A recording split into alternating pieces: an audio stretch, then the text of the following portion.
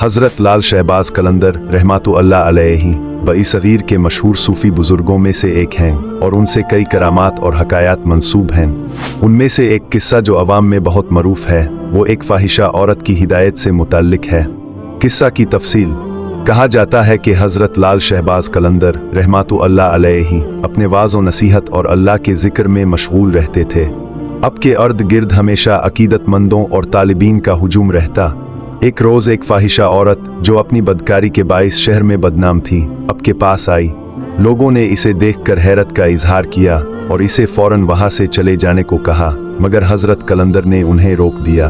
वो औरत हज़रत के सामने आकर कहने लगी, सुना है कि आप अल्लाह के वली हैं और आपकी दुआओं में असर है। मैं चाहती हूँ कि आप मेरे लिए दुआ करें ताकि मेरा मुकद्दर बदल जाए। ये सुनकर हज़रत लाल शहबाज कलंदर रहमतुल्लाह अलैहि ने मुस्कुराते हुए नरमी से फरमाया, बेटी तुम खुद अपना मुकद्दर बदल सकती हो, बस अपने अमल को बदल लो। औरत हैरान हुई और बोली, मगर मेरे जैसे गुनाहगार के लिए बख्शिश कहाँ? लोग तो मुझे हकीर समझते हैं, मेरा दिल भी मेला हो चुका है। हज़रत कलंदर ने जवाब दिया, अगर इंसान अल्लाह की रहमत से मायूस हो जाए तो फिर इसका सहारा कौन होगा? अल्लाह की रहमत समंदर से भी वसी है, तुम्हें बस सच्ची नीयत से पलटना होगा। ये अल्फाज औरत के दिल में उतर गए।